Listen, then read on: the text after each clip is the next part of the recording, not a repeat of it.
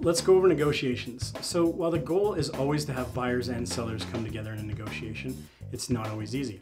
So the last thing we want is to have parties on either side feeling scorned, feeling taken advantage of, being upset, and so on. So more importantly, we need both sides to be in agreement if we're to complete the sale of your property. And that's why it's important to take several things into consideration when in a real estate negotiation. So let's go over some of those things. Number one, everyone likes to save money and time. And that's really sort of what a negotiation is, right? So often you as the seller and other sellers would want to do repairs more cheaply than the buyer might want to have them done. And so as a seller, you're going to be moving, you may not be staying in the property, you don't want to keep investing in it, and that's understandable. The buyer needs to understand that too. Conversely, buyers are going to want to feel confident that they won't have to invest a bunch of money in the property that they're already paying for, right? So you can see where your interests already are not in alignment. Number two, buyers may prefer to have certain repairs addressed prior to closing. Typically, these are repairs that involve health and safety issues, but they're wanting to have those things taken care of prior to the sale of the home.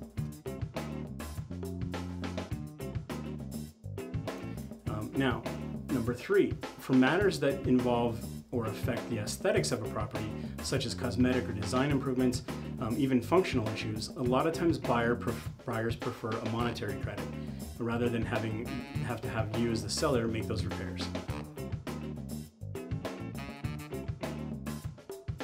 All right, number four is all about condition. So the condition of your property is going to leave an impression on a buyer.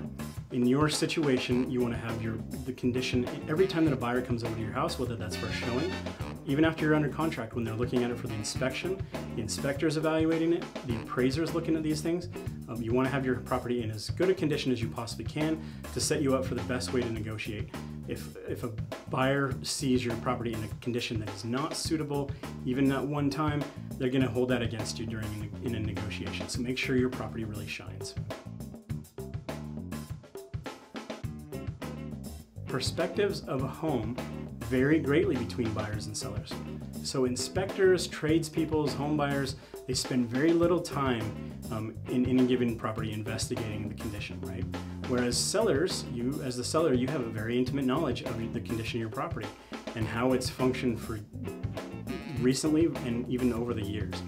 So here's an example. So an inspector comes in and they find a little bit of water in your sump pit, okay? They're going to make the recommendation that needs to be addressed. They found water in a place that they're supposed to find water, but the water is supposed to be sent out, right? So that's what a sump pump is for.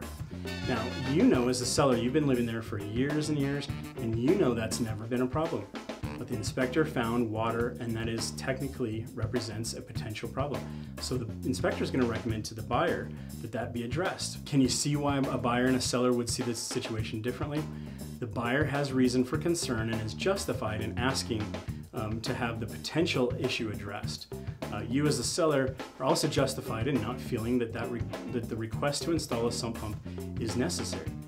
So the same scenario can apply to many other things in the home, right? That's just one example.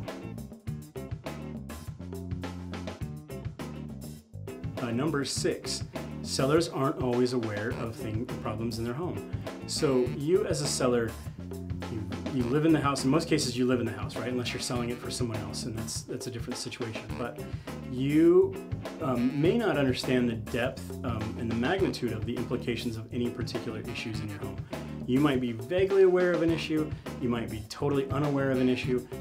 But it's an inspector's job to figure out what's going on, point out an issue, make the buyer aware of it, okay? If you're the seller, be open to learning more about your home's condition from the inspectors. Sometimes they're right, sometimes they're wrong. Inspectors are generalists, they're kind of general practitioners. They don't necessarily have a specialty in any one field, but they may be bringing things to your attention that you're unaware of. So be open to that being a possibility. Think about a rooftop. You don't ever see the top of your roof in most cases. You don't necessarily know what's going on behind your walls in the plumbing or the electrical. So I would encourage you to be open to the idea that an inspector may be able to tell you things about your home that you weren't expecting. All right, here's another one to keep in mind. Number 7, buyers and sellers inherently have different approaches to a negotiation. So consider how much personalities vary. Buyers and sellers also have different backgrounds. They have different experiences, fields of expertise, negotiation styles, cultural and religious preferences, all of which can cause people to negotiate differently. Keep that in mind. Number 8, buyers and sellers often value different things in a real estate negotiation. So one side may value timing more or less than the other. So dates and deadlines are more important to that person. You may have one or both sides in a situation that have monetary targets in mind, such as break-even points, bottom line thresholds, budgetary constraints, or considerations. So there's a lot that goes into it, but chances are buyers and sellers are going to naturally value different things in the process, in the negotiation, with the ultimate goal being the only thing that they hold to be the same, which is closing, and closing on time and as smooth as possible. All right, number 9, this is, I think, a really big one. This is the best way to really kind of work through a negotiation successfully. Just put yourself in their shoes. While you may hold the upper hand, you may have the advantage, you just want to put yourself in their shoes, right? Where are they coming from? Why are they asking for what they're asking for? What are their experiences? All those things we've already talked about. But will you be possibly, you're selling your house now, will you be a buyer soon?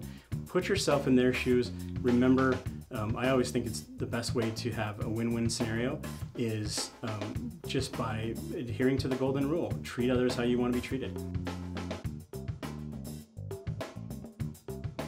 As I just mentioned, we want to create a win-win resolution. So keeping in mind where the other side is coming from doesn't always have to leave you vulnerable, okay? And it doesn't make for a soft negotiation. It actually empowers you to create a win-win resolution in a negotiation. So keep this in mind as well. We are certified negotiation experts. You're in good hands with us. There's a lot that really goes into that, but that should help us be able to make this negotiation go more smoothly than somebody who isn't really well versed in a negotiation.